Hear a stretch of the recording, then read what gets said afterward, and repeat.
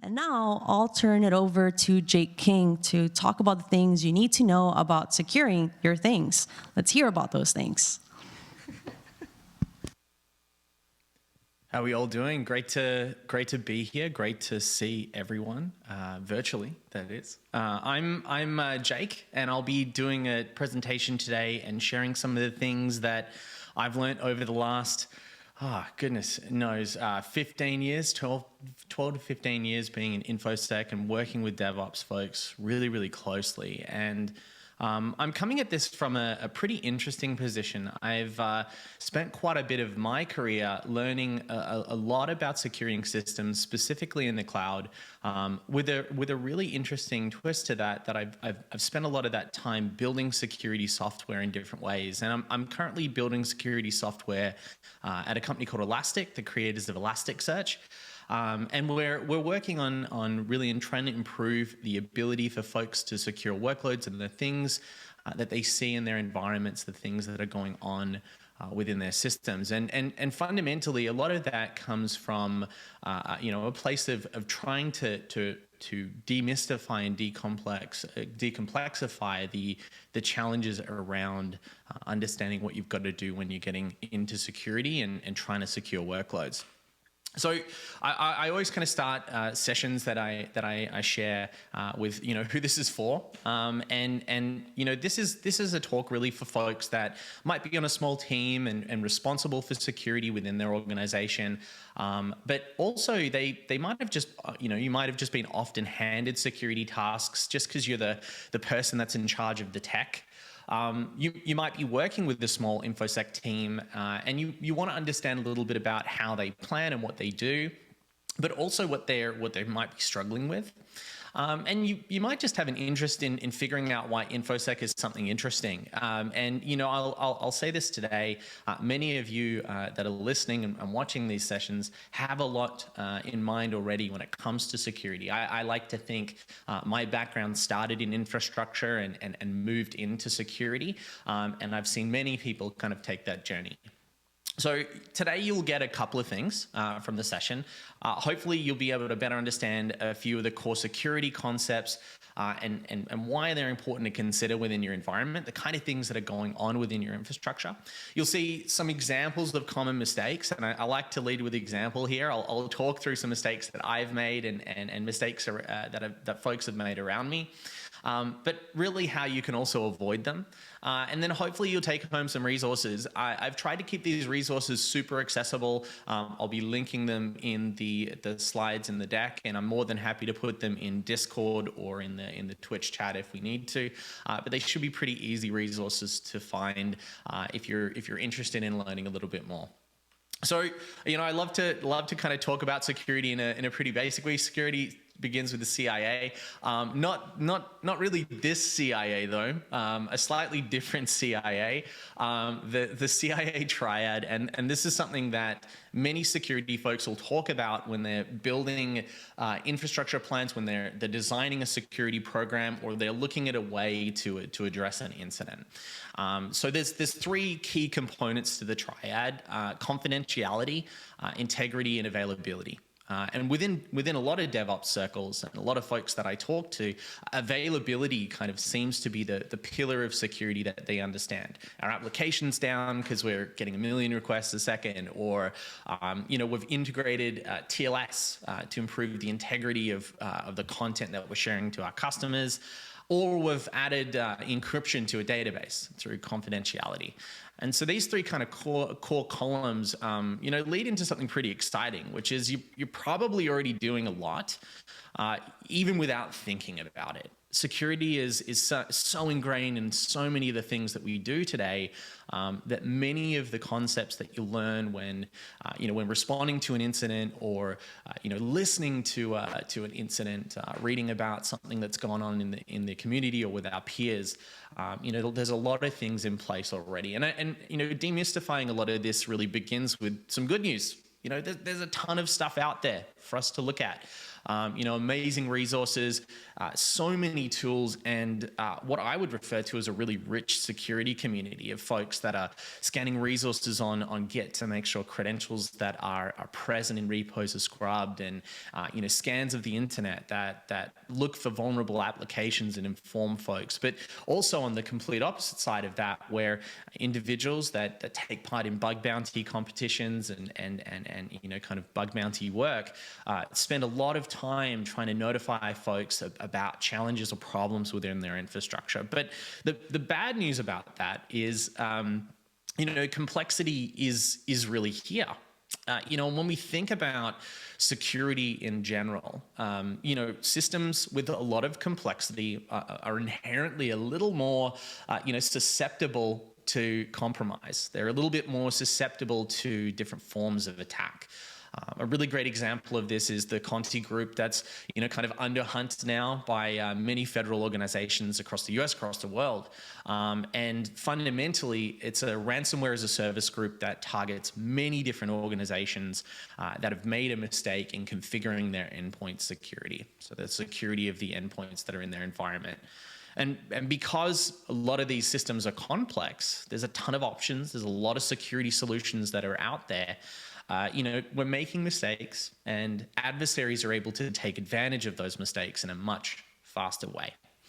So when we think about some mistakes that we're commonly seeing, as a security practitioner that's worked with a lot of folks, from folks that use the software that I've built in the past to peers in the industry, I've kind of seen a couple of common themes. And when talking to DevOps people that I've worked with in the past and still work with today, these are some of the things that I've noticed are pretty common traits.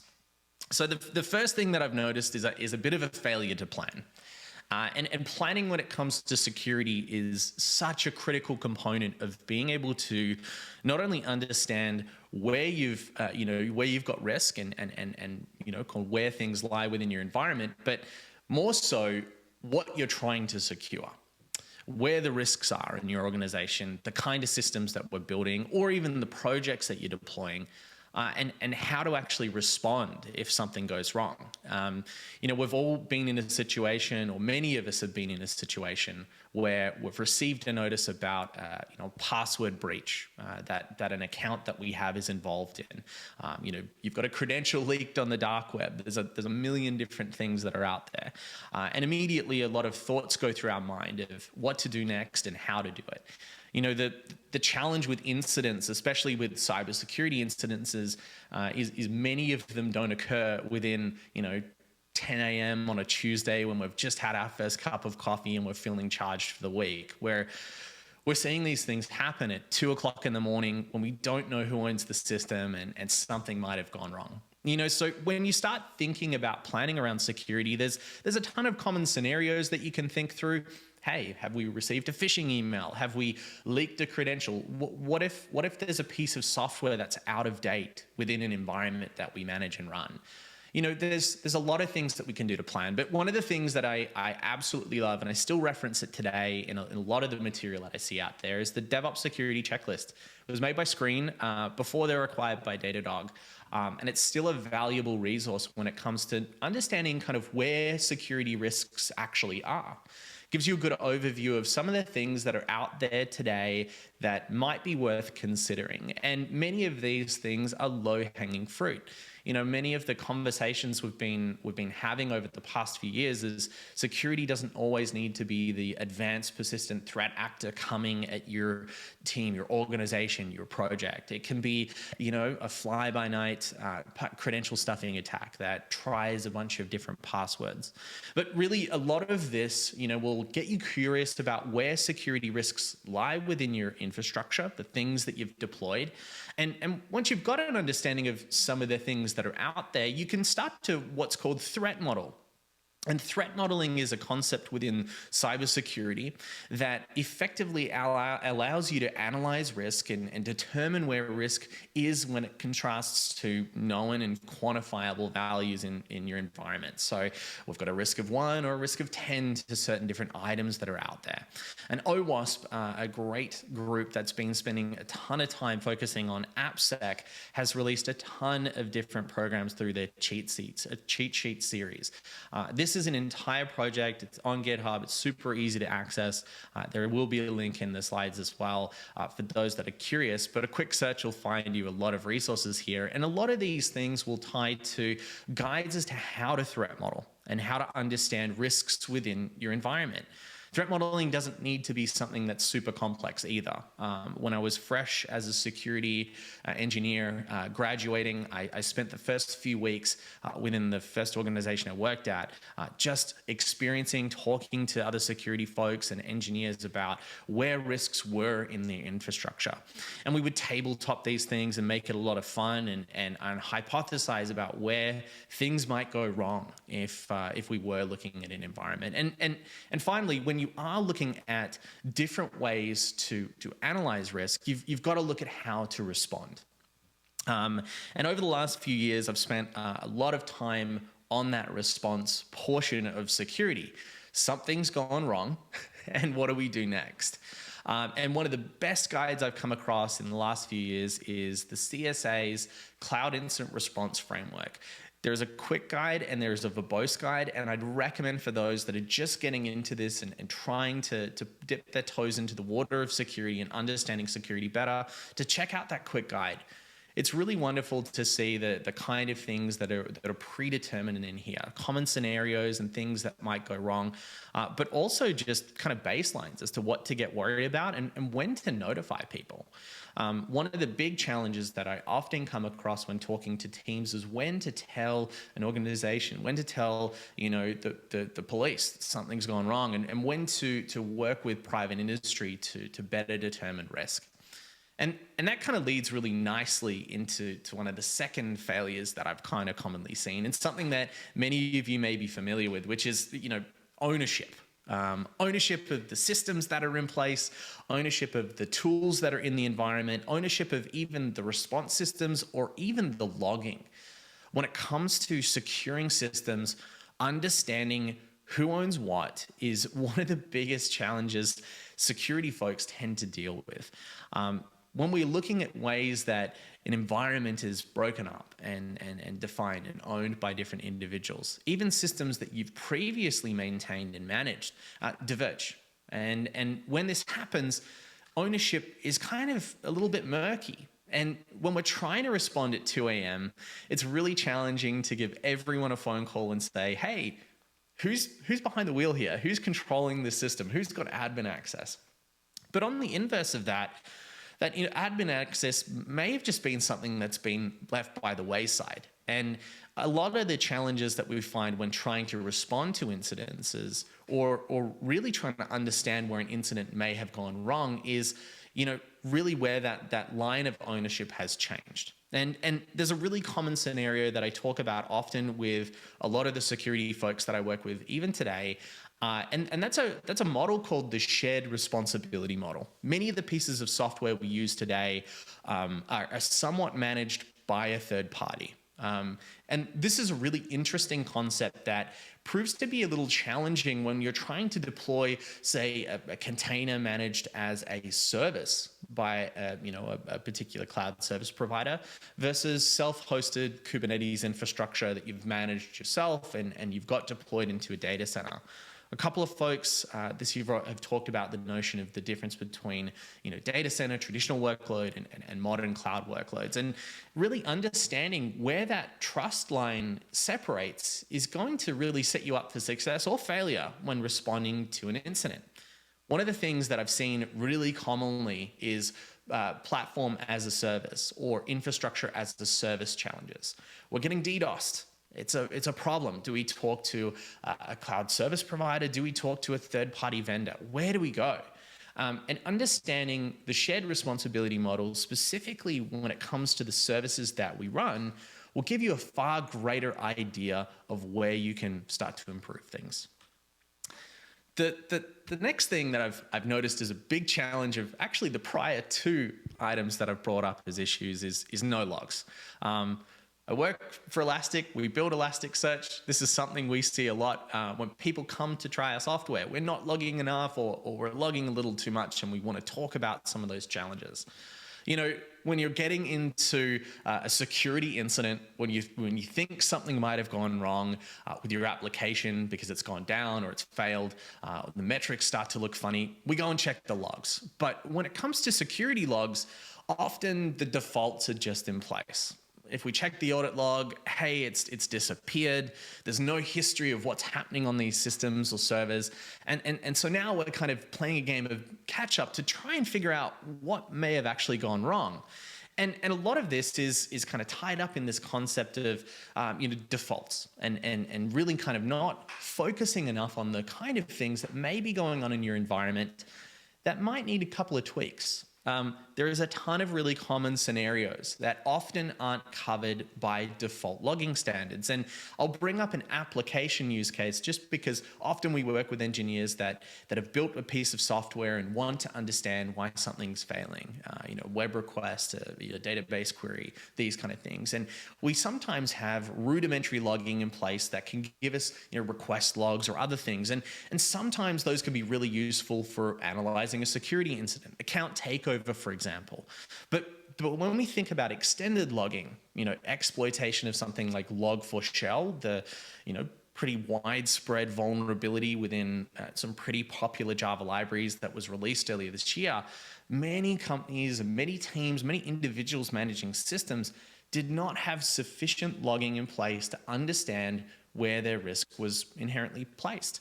And this in turn kind of created some challenges, especially when folks were trying to respond. Were we vulnerable? Were we attacked? And what happened next?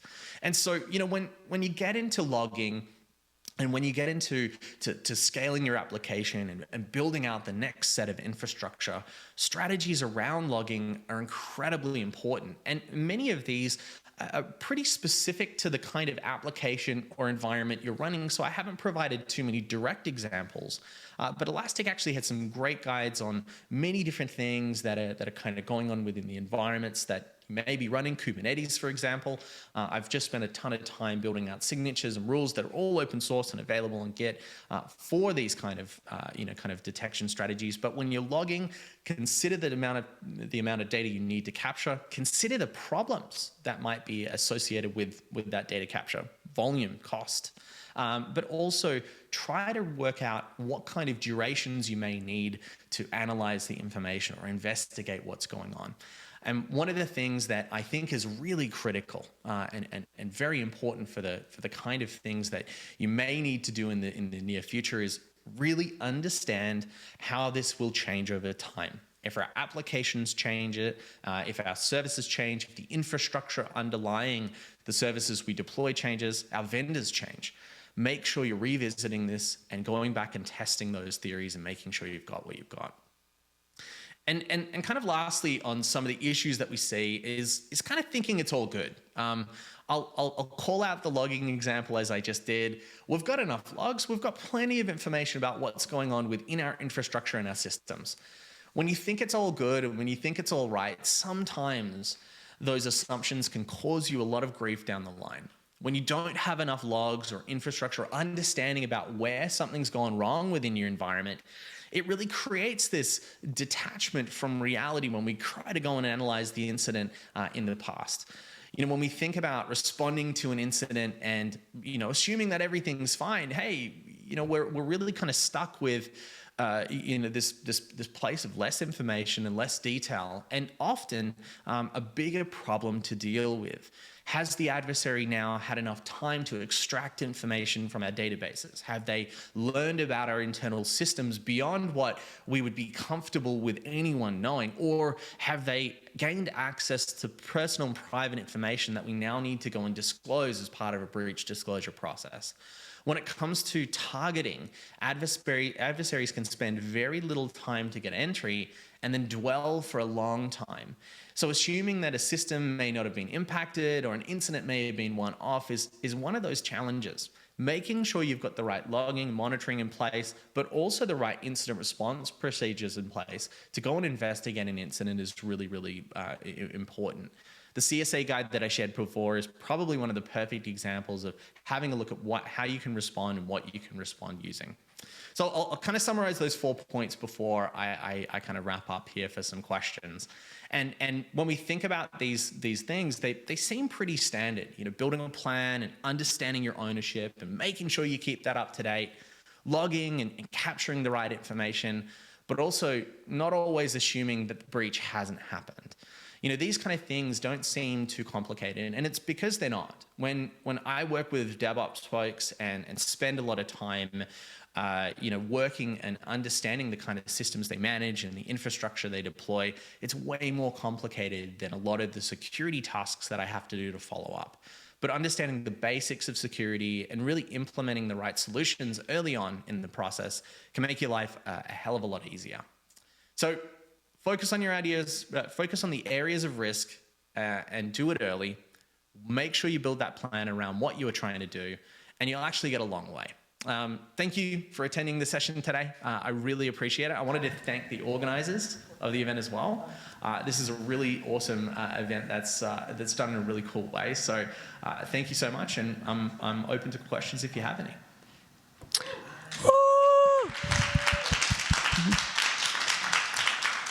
Thank you, Jake. That was a great talk. Like, definitely great ways to be learning about ways for us to be improving our security on all senses. And we, as organizers, have to thank all of our speakers for coming out, whether it's via online or being in person, because that's what makes this event come together, the people behind it. So thanks, everyone. Woohoo. So for question and answers, make sure you start dropping some questions over on speaker Q&A. Let me see if I had some questions. I was taking some notes. I have a question, actually. So you mentioned a whole bunch of common security pitfalls you see people running into. And these days, especially with the popularity of cloud native, we see a ton of startups popping up to try to automate away some of these problems, especially with the types of people who like to give super long conference talks about shifting left. Is there a particular tool that solves any of the problems that you've mentioned here that you think is just you cannot live without this? If you have the ability to use this tool or this type of tool in your software development process, you absolutely should, to be saving yourself a ton of pain. Oh yeah, that's actually a really good question, and it kind of ties into a couple of areas that I'm pretty passionate about. When you think about creating automation around security tasks, fetching artifacts off a system that's been compromised, or even just providing an automated reply to someone that you work with when a vulnerability is submitted to you or your team, or you've got a pull request saying we've found an issue with the software that you're working with. Automation tools are huge. I've been spending a lot of time automating a lot of security tasks that enter platforms. So, working with Elastic, we work with a lot of endpoint products. On the backside of that, there's a ton of automation that goes on behind the scenes, and those tools are commonly known as SOAR platforms. I won't call out any specifically because there's a ton of open source stuff and a ton of vendor specific stuff. But it's probably one of the #1 things that has improved my ability to do my job fast. And do it accurately. Just being able to go and say, hey, I'm going to go and fetch this artifact or fetch this piece of information early and do it automatically so I can go and spend time on the important stuff that I'm working on. And it was probably one of the biggest things that saved me a lot of time. On the flip side of that, I think shifting left is one of the things that a lot of security vendors will talk about. I'm always kind of hesitant to call out any specific tool, and the reason behind that is so many tools promise so much but kind of deliver a little bit less. And when it comes to security, you've kind of got to validate. I look a lot in open source, and I look a lot in companies that work openly with how they perform the security tasks that they're trying to do. Elastic's the same. We're open source, and we're open about even our detections. And so the kind of things that I would expect from folks that I work with, the products that I use and the tools that are out there is just be open about what you're doing, be really obvious about what you don't do, and do it effectively. Brad, thank you for that. Somebody is typing a question. Well, I actually have a question. Ooh, hit it. I love that you talked about planning on security, since our last talk was about like just deciding on that North Star, like what are we trying to do to secure and how do we plan? What are the tips that you have around like planning around failure specifically in this space? Like I come from a world of chaos engineering and there's a space for it, but I definitely want to get your thoughts on this. Planning around failure or looking at use cases when things go horribly wrong is core to that part of threat modeling that we talked about in the session. And a lot of what security is kind of just flexing the muscle and kind of building that automatic muscle memory to respond when something goes horribly wrong. One of the things that I've seen happen in droves is having an incident occur that's really common, across the industries that we work within, or even just across the kind of technology that you're using, and not even having the first clue of where to go. There's a ton of advisories out there for different threat groups or platforms or software that you're using that can give you some hints. But tabletopping this stuff is a ton of fun, and it'll give you a huge amount of advantage when you're getting out there and talking to a bunch of people and starting to say, hey, I've had this phishing attack come in, or I've had an account takeover happen, or I've had an AWS credential leak. What do I do next? Tabletopping it, having a bit of pizza, sitting down in the office or sitting down at home and working it out remotely is probably one of the best things that you can do, because you will find gaps really quickly. And it's definitely the kind of thing that I've seen happen a lot. 100% with you there. It's actually one of the talks that I give around game days, like coming together and building out these scenarios that can fail. Like I talk about it more in the infrastructure side of things, but on the security thing, like do those tabletop exercises. Like if we were to be getting this type of information showing up on our logs, or our systems start behaving this way, but none of our logs say anything, what do we do? Like panic, right? Yeah. Just saying, stay calm, everybody, stay calm at 2:00 in the morning when you've all just woken up 5 minutes ago is really, really difficult task. And having practiced, what might go wrong will give you a better idea of, kind of what to do in the heat of that moment and give you confidence. A lot is said in just staying calm and for following the things that you've written down, the procedures that you built, and knowing who to talk to. We've got time for one last question. As an infrastructure engineer, what's a small, easy thing I can do to make the SOC people at my company's lives a lot easier? By SOC, she means Security Operations Center, for those of you listening who don't know what that is short for. I think one of the number one things that I always appreciated was excellent documentation and up-to-date documentation. Don't be afraid to delete things that are old. Don't be afraid to update docs that you can see are out of date. And even if that's just striking through and saying, hey, this isn't current and we've gone in and changed something, it can make that investigation process when you're going through an incident so much easier. And on the flip side of that, like the whole hug ups thing when the platform is down, hug ups when security is going through an incident, it's pretty daunting and it can be really stressful. So, supporting your peers and working with the security folks can make it a lot easier, at least a little less stressful. Most definitely. Huge fan of the hashtag HugOps movement. Always got to be caring about the humans behind all these lights and screens. So if anyone's also going through an incident while watching this stream or hearing this talk, definitely HugOps to you. And hopefully some of the learnings from our speakers here get to make your ops life a little better, or you bring something to your retrospective that makes you be like, we got to do better, plan better, practice, all of the above. Well, thank you once again, Jake, for coming on and giving us this amazing talk.